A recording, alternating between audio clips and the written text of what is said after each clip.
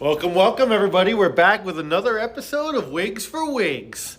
I'm Joe Cook, your host, and I'm joined once again by two guests I have with me today, Bill Venezia and Frank McGady, fellow history teacher, and Bill, our most frequent guest on the show.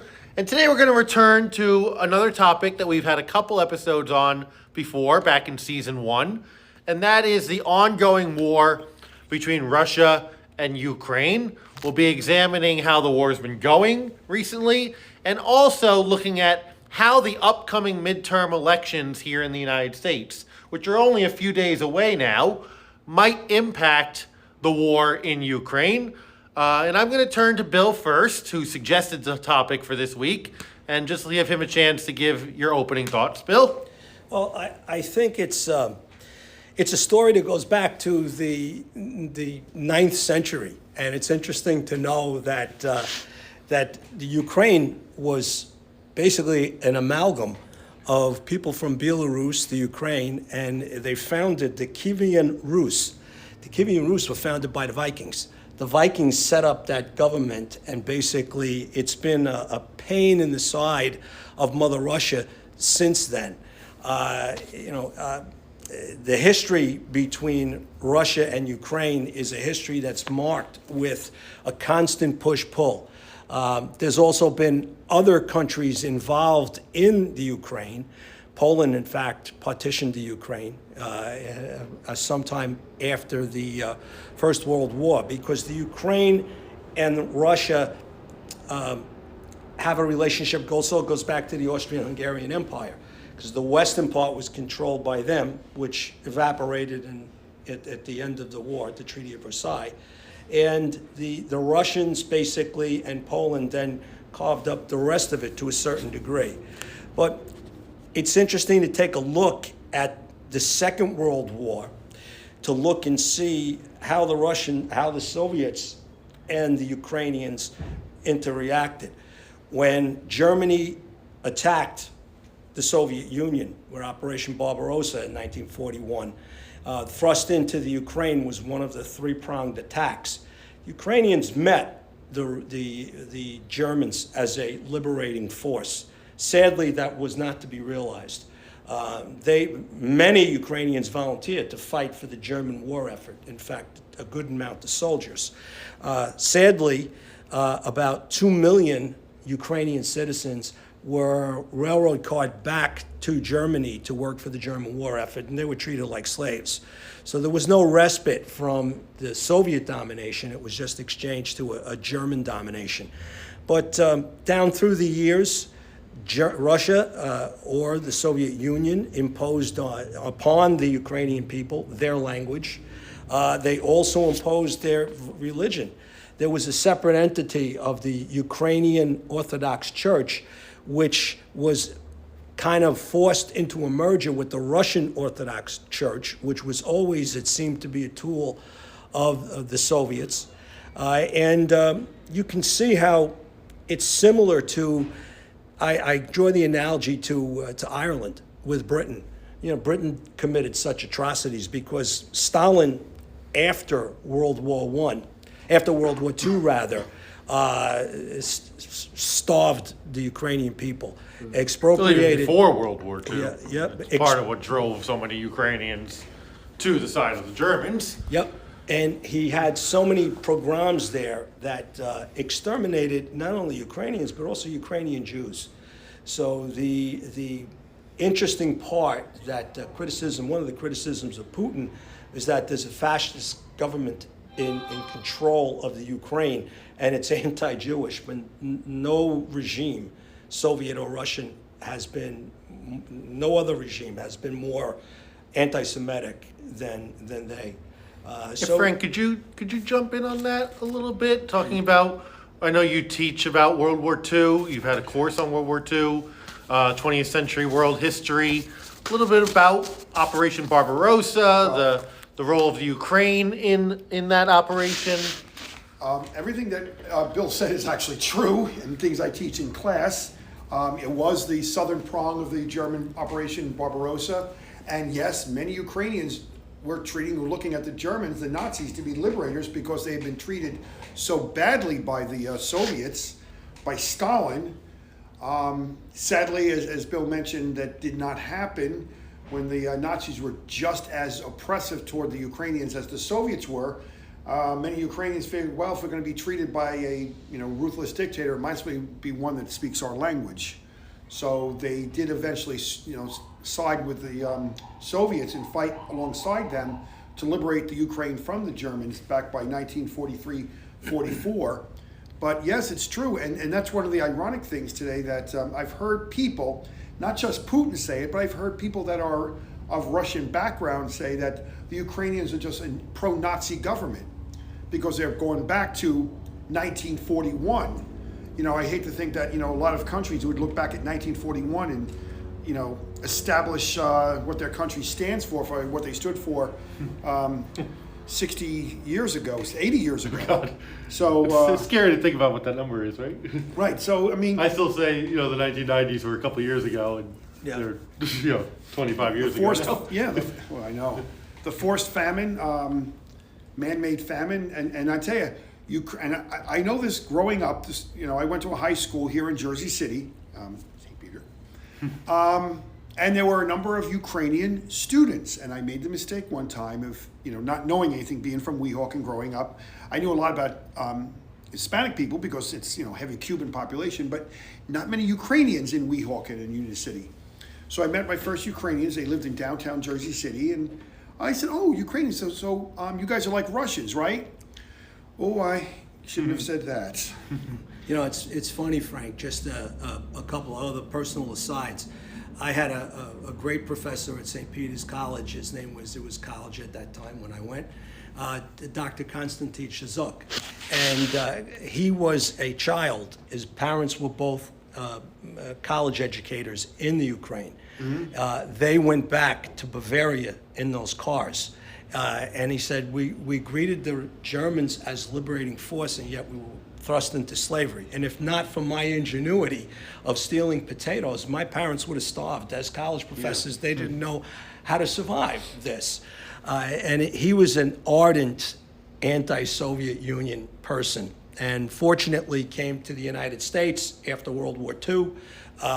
Because he spoke fluent German, Russian, he went to Columbia University, got his degree, went to the Russian Institute because at that time they were looking for Russian experts, and went to work part-time for the State Department and got his teaching position at St. Peter's. The other one is a very interesting tale. I met a gentleman from Canada. His name is Hardy, and Hardy's family was Ukrainian.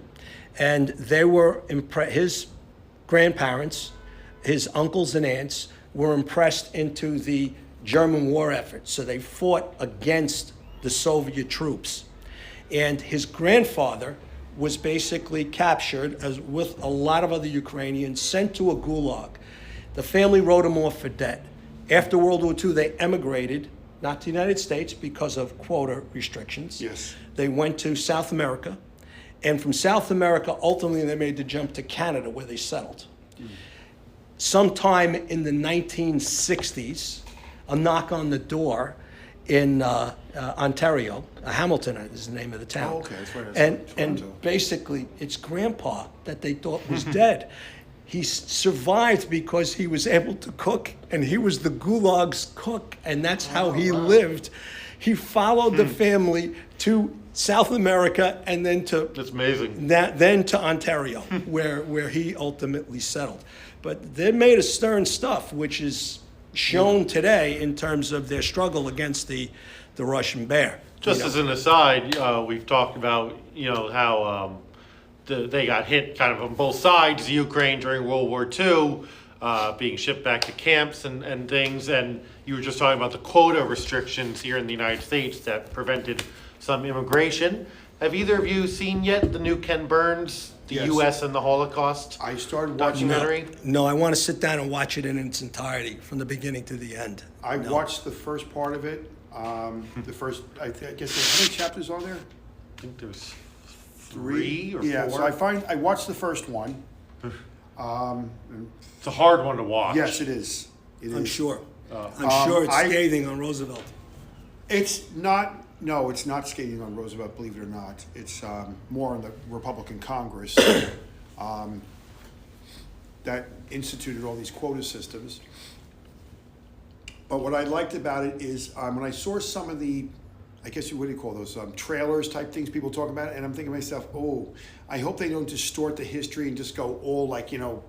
And then now watching it, I realized that the trailers, which seem to be very biased one side, were obviously not made by those people, because the actual show itself is very on target. It's very accurate. It's very fair. It's very what's the word I'm looking for?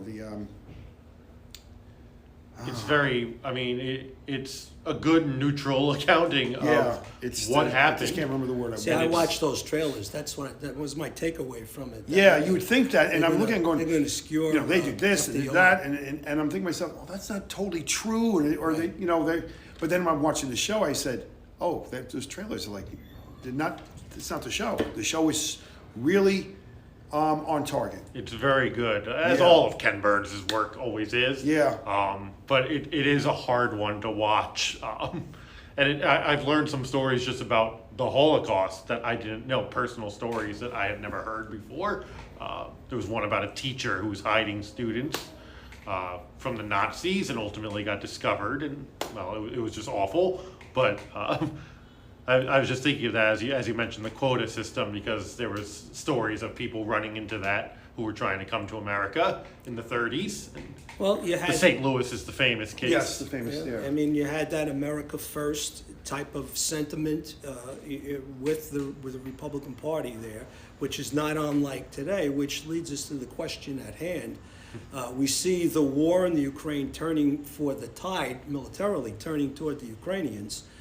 We see that every day, and of course that's a lot because of their will to fight and to certainly. take back their country, which, Frank, they've been a relatively, I mean, at times not so stable, but they've been a democracy since the breakup of the Soviet Union since 1991. 91. So now we're talking about over 30 years of history there, you know, and I The think, worst tragedy of the 20th century, as Vladimir Putin put it. yeah, I mean, he can. Forget the Holocaust. It was the breakup of the Soviet Union. It was the breakup of the Soviet, exactly. He in his wants point of view. to, he wants Talks to, about other people being, you know, a Nazi regime. He says that the breakup of the Soviet Union was the worst thing that happened in the 20th century, worse than the Holocaust. yeah, and honestly, that brings us to that point. What will the midterm results, how will that impact our support to the Ukraine and Western support to the Ukraine? And vis-a-vis, look at what's going on in Italy, their shift to the right. You know, look at an EU. Brazil the other way, though.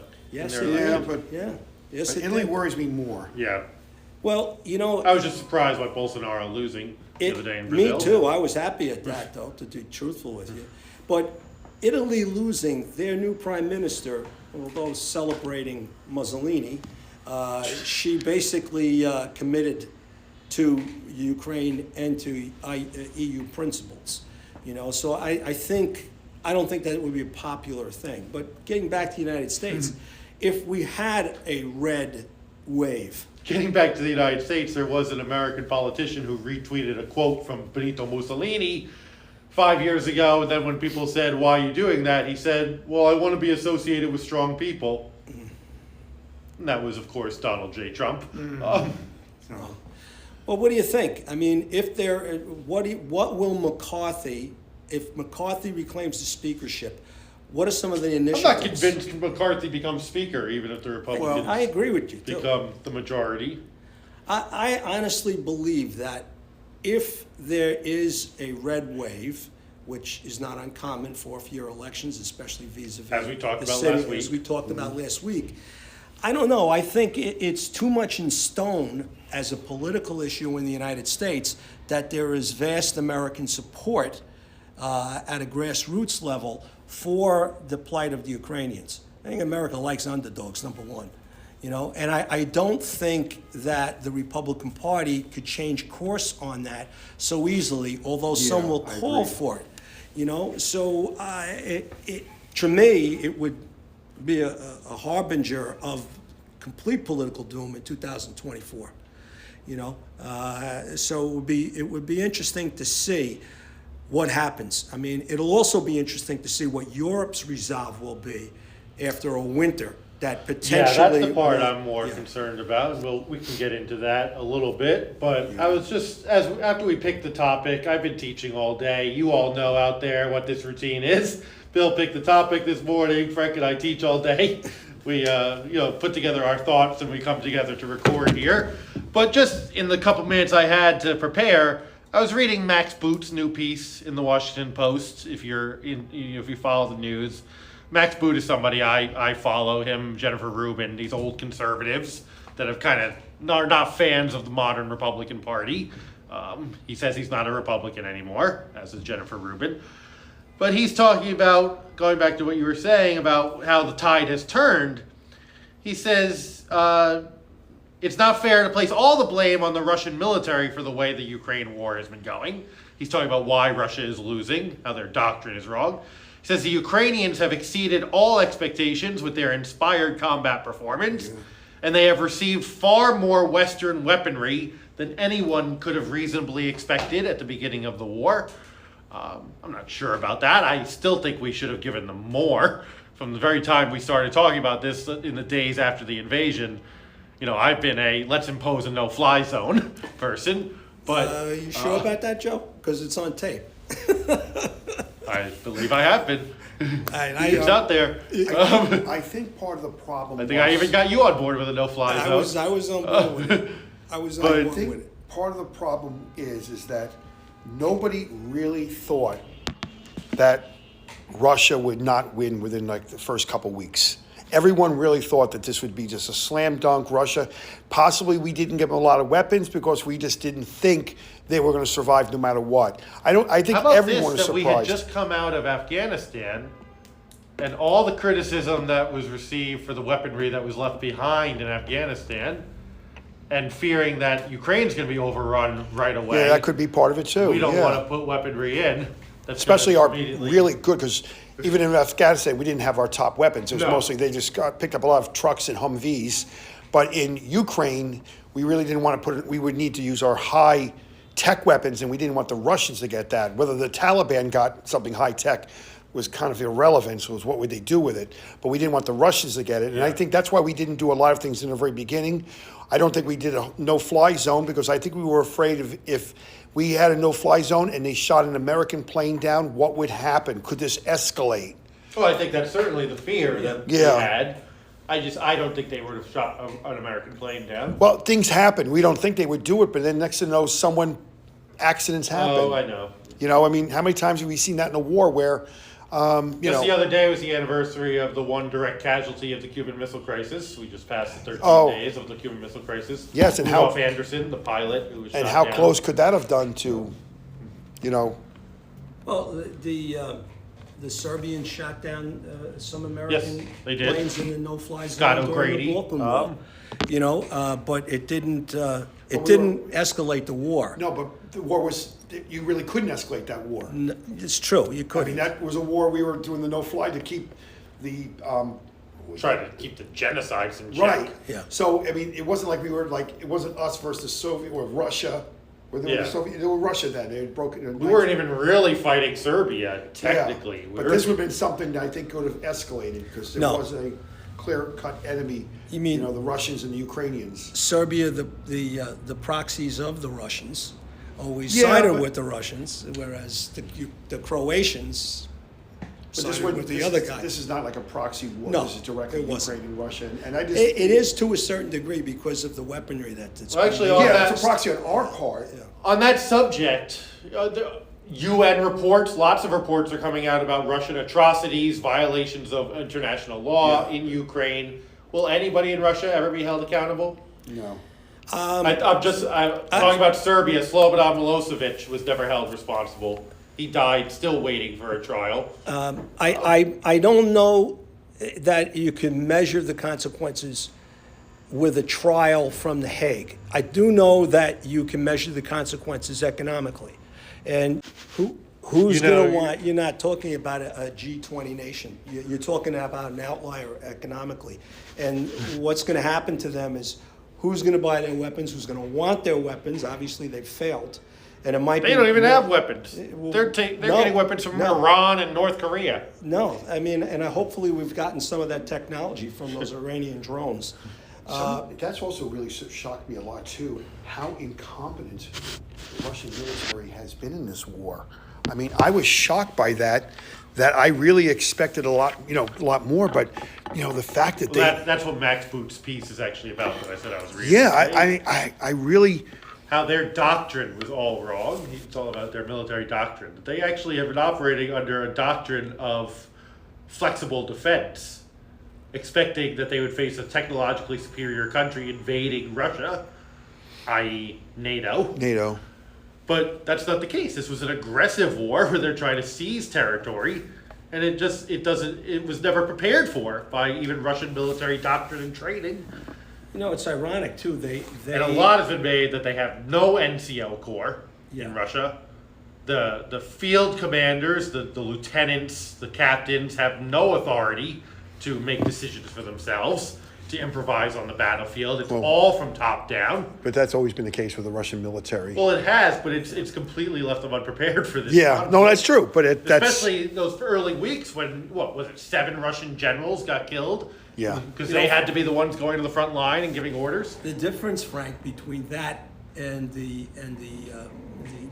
Russian military of the World War II era was that there was enough fear in terms of marching forward because you get shot if you didn't in the Russian army. That doesn't exist today. In fact, I wouldn't. But also, doubt- they were fighting a defensive war. Yeah, in they World were. War II. They were, but it was like a scorch and burn policy. We're going to retreat. Well, that's scorch and essentially burn. still their But in the doctrine. beginning, Yeah. Stalin's doctrine was to attack. See what a miscalculation that is, because they're worried about NATO expansion. NATO never really had any plans or designs to attack Russia, or even before that, the Yeah. Soviet Union.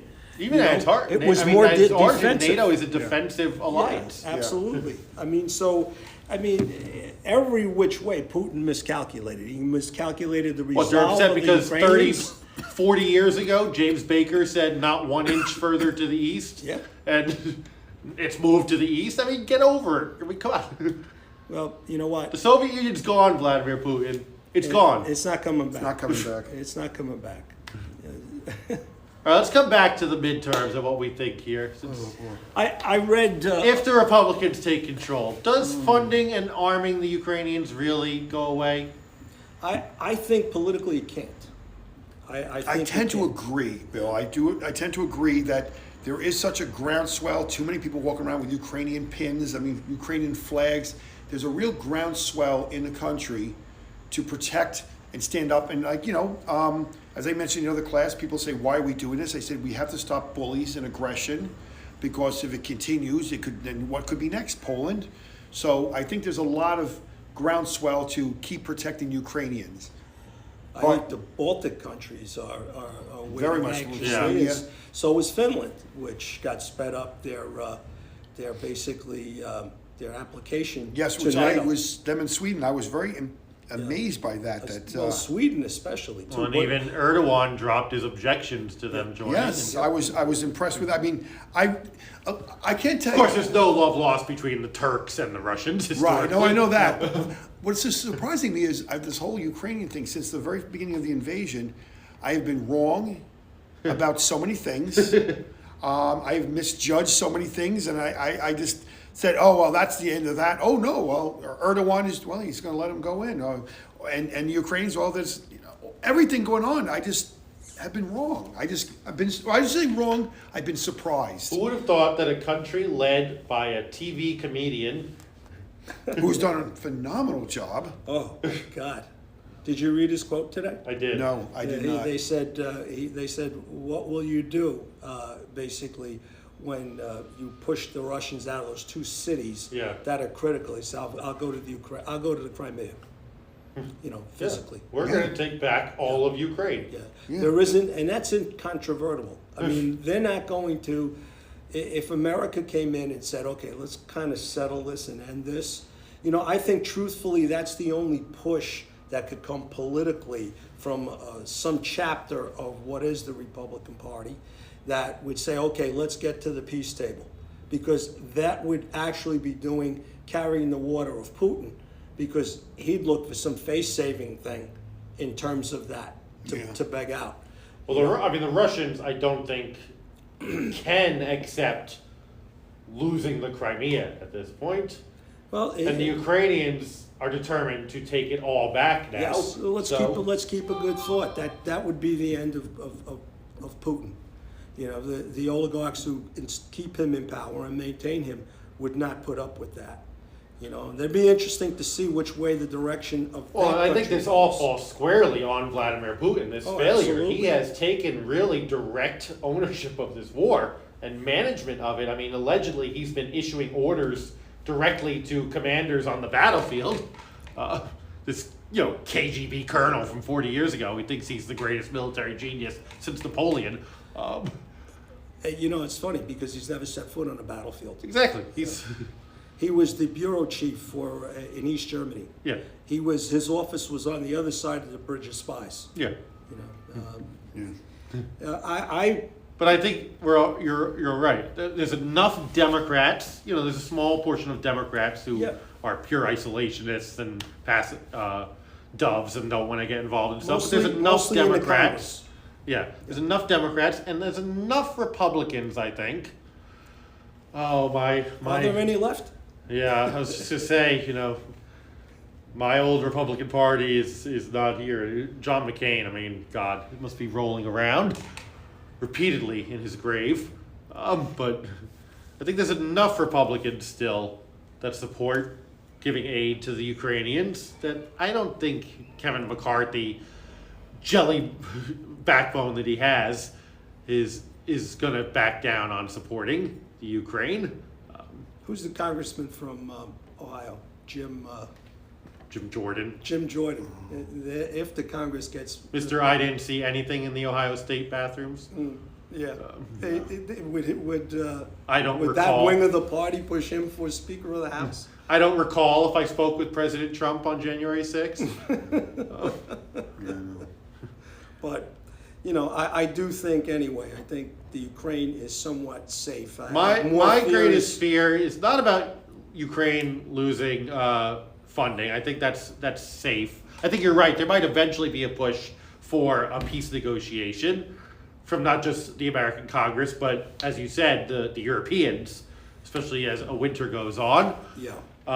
My bigger concern, if there is a Republican majority and Kevin McCarthy becomes Speaker, is if it's a very narrow margin, which I think we all kind of expect it to be if there is a Republican majority, how much power does that give the crazies? You're right. The Marjorie Taylor Greenes and Lauren Boeberts. Yeah. If there is a very small margin for a Republican majority, what does he have to give in to them? I'm not sure he could sell that to the rest of the Republicans. I think there is some sanity left. And there's some sanity left because it's the political will of the American people. Americans like... Remember when they voted to kick Marjorie Taylor Greene off of committees, the only Republicans who went along with that were Liz Cheney and Adam Kinzinger, who are both going to be gone from Congress in January. Yep. Yeah. Well, I guess to be continued in less than a week on Tuesday night. We'll see what. Well, by the way, Ukraine's still going to be holding on by next week. I think so. Yeah. I think they will be, and I honestly, we're not. Getting scary again, though. They're hitting the infrastructure. Water supply is low. Power supply is low. And then we're heading into Russia's ally, Oman winter. In terms of it, the weather. But is this Russian army prepared for winter? Probably They not. don't seem to be able to supply their men with anything. It reminds me of Barbarossa, Frank, because I forgot the field marshals who was in charge of it, the young guy. He was like 45 years old. Which one of that? For Barbarossa. Well, they had 3 field marshals. The one that was in the proms. Caucasus, he was tasked with getting the oil in Baku for the German war effort, but he requested from Hitler winter uniforms. They saw it coming because don't forget this started in the summer, and he saw it. And Hitler refused to outfit them in winter uniforms. Right, and they were doing clothing drives on the streets of Berlin, donate clothing for our winter troops. It was unbelievable. Yeah. Well, one last comment I wanted to just point out. You mentioned before about America's First. Sadly, I have to say that my grandmother and grandfather were members of America First, and it's actually led to some. My mother, on the other hand, finds that one of the most embarrassing things. Grandma and Grandpa were somewhat anti-Semitic, which embarrasses the hell out of my mother. My mother's just so embarrassed because my mother's. I call her a New York Times liberal, and She's an FDR Democrat. she was a little, yeah. She was born in '33, and she has like one of those NRA little birth certificate type things. The difference between my mother and my grandmother is grandmother was an ardent Nixon supporter, and my mother actually worked on the McGovern campaign. Wow. So there's the gap. There's the gap. You know where my mother voted for Adlai Stevenson twice. And Grandma thought Joe McCarthy was a great American, and as far as Nixon was concerned, they all did it. She wasn't a member of America First, and then what was it, the John Birch Society? I don't think she was a John Bircher. My mother calls her thinking Eisenhower was an undercover Soviet She wasn't a big fan of Eisenhower. He was soft, and so my mother liked to refer to Grandma as a Buchanan Republican. Buchanan Republican. Holy Yes. smokes. Well, Frank, just the difference. My father was born in 22, my mom in 27. Both of them were, I consider FDR Democrats. My father never in his life voted for a Republican. Would not eat Bush beans because he thought the Bush family owned the bean company. My mother brought it home. He used to throw this out. I'm not eating it. Yeah. But it's funny because my mother told me that she voted for a Republican. In 1956, Eisenhower's second term, she voted for him. My father wanted to basically divorce her at the time. When she told him, yeah, Tom, I voted for Ike. Well, same thing with my grandmother. She said she's voted for Republicans her whole life, but we wonder about one election. We think that maybe she switched and voted for a Democrat in 1924 because Al Smith was running. Okay, because he was a Catholic, and Grandma was a big-time Catholic, though I don't think she voted for Kennedy. No, I think by that time, it didn't matter that he was a Catholic, but my mother's suspicious that she did quietly vote for Al Smith. You know? Ironically, you know who could not stand John Kennedy? Was that 28? I think it was 28. Against Yeah, Hoover. I meant to 28. And wanted... Kennedy against Al Smith ran against Hoover in 28. Yeah, 28. But the person who stood John in the Davis way of lost John Kennedy's ascension to the nomination for president in 1960 was none other than Eleanor Roosevelt, who hated him. In fact, she wanted Adlai Stevenson to run for a third time. He tried. I know he did. He finished out of the money. My mother loved Adlai Stevenson. I remember there was a cartoon I saw in the New Yorker magazine, and the guys, it was the Adlai Stevenson campaign. They're pulling down the posters, and they said, you know, the problem is nothing really rhymed with Adlai. You know, they vote madly for Adlai, and they had all these signs up because, you know, that was, I like Ike. Distinguished himself during the Cuban Missile Crisis. Oh, yes, he did. For sure. Yes, he That did. was his. That Again, was just his had the hour anniversary of moment. that the other day. I'll wait till hell freezes over for my answer. All right. Thank Well, you very much. Frank is ducking out. So. I have to go help a teacher with some technology things, so I have to duck out before the bell rings. And then I have Bill to- and I will wrap up here these last few minutes. So. Well, you know, Joe. I don't think we're going to know the results of the final results of the primary, no matter who declares midterms. victory, the midterms, until maybe Saturday of next week. You know, a week from this Saturday. That may be. There's going to be a lot of close races in all likelihood. So we will see. I'm sticking by my prediction from last week. I think the Republicans are going to take control of the House. I don't know what that portends for the future, but I still think the Democrats are going to hold on to the Senate. I know Pennsylvania has tightened. I know Georgia has tightened the polls. Nevada is still up in the air. Arizona has tightened. Yep. But I still think in the end the Democrats are going to hold the Senate. The Republicans will probably take the House. We're going to have gridlock. But I think one thing that is secure is the funding for Ukraine. I don't think that's going anywhere, even with Kevin McCarthy becoming Speaker of the House or whoever it may be. I mean, the only way that our American policy would change would be if there was a second term presidency. I think that's it. Yeah. I don't think the Congress or the Senate is going to upset the apple cart, because they know the political headwinds they'd be traveling into, if in fact they did that. I think American people like the underdogs and they like winners. And so far, the underdog So far, is the winning. Ukrainians are an underdog that's winning. Yeah. We'll see what happens with the Philadelphia Phillies. What an awful World Series this is for me as a Mets fan. I'm sorry, You got Joe. cheaters on one side and the Phillies on the other. But isn't it ironic that the Houston Astros to date have lost the World Series to National League East teams? Atlanta. Who's the other team that they play? The Nationals. And if they lose to the Phillies, they almost would have run the gamut. And hopefully the Mets get And their that's chance in only out. their short amount of time since they moved to the American League. Yeah. Because they were a National Yeah. League team.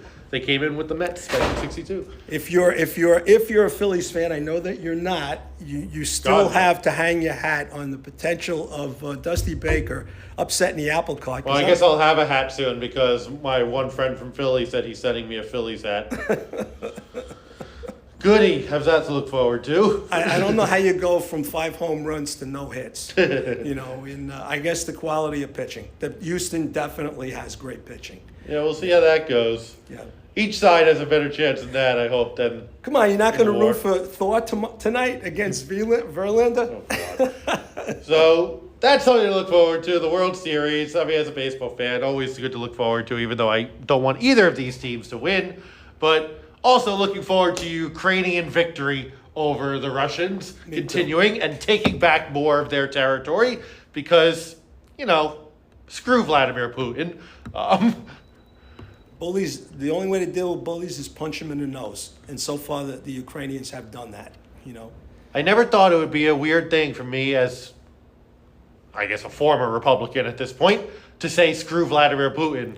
But apparently in the modern Republican Party, you got to have some courage to do that. And we'll see if some people start speaking up and saying that when Kevin McCarthy becomes Speaker in a few weeks. Yep. But I think it's going to happen. I think enough people, like you said, groundswell of support popularly to support the Ukrainians that's going to stick around. They would put their ambitions in 2024 in serious jeopardy. And when you think of the other Republican Yeah, how do you say you're potential part candidates- of American strength if you're not willing to Yes. stand up to the Russians? And even if Donald Trump is the standard bearer of the party, he's going to face an interesting array of candidates. 3 of them could be from Florida, by the way. You're talking about the They governor could be. and the 2 Certainly, senators. Rick for Scott and goodness sake. Marco Rubio. I don't know if Marco wants to go through that nonsense in the debates again. I don't think he wants to be called Little Marco again. But, that could be his undoing if, in fact, that's what he's going to espouse. And you know what? Listen, when it comes down to a politician... He's one that used to be such a hawk on Russia, and now he's, well, Yes. I guess we could keep arming the Ukrainians if that's what people want. Yeah, it's very sad, very pathetic. Hey, you also have, besides the Floridians that get into this thing, you have the potential of Chris Christie. You have probably Mike Pompeo. I think Pompeo certainly is running. So that will be interesting. There's going to be a large number, I think. Everybody's talking about everybody's going to bow out if Trump gets in. I don't think that's true. No. People want to be president. And this is what I based that assessment on. You haven't really seen him get out, except for certain candidates, on the political husk, so to speak, to campaign for them, because they've probably asked him to stay home. Just like the Democrats, a lot of Democrats have asked Biden to stay home. Yeah. And I basically... George Will was in the Washington Post again today saying the best thing for the country would be if Biden and Harris both agree to go away and give us a wide open race. Well, but Harris is already invisible. I know, She but hasn't been... she still wants to be president. Yeah, but you know what? It's going to be interesting to see. I mean, the I don't Democrats... know who her supporters are. Neither do I. Neither do I. But we'll see. We'll see. But I We'll think see. the war in Ukraine, Slava Ukraine, let's keep going. Take down those Russians. Let's keep sending them those Javelin missiles and everything else. Yeah, so Halliburton can come in and rebuild the country. Somebody's going to, and it's going to be American firms. Got to get the economy going too again, Bill. That's it. That's it. That's true. What gets us out of a recession or a depression? Rebuilding. Marshall plans. That's right. It's good for the economy. The economy was good in the 50s, wasn't it? Yep. So we'll be back again next week. Please send us your thoughts. We want to hear from you, your questions, your thoughts. Reach out to us at Wigs for Wigs. WIGSFORWHIGS @gmail.com. Let us know what you think, and we'll see you next time on another episode of Wigs for Wigs. Take care, everybody.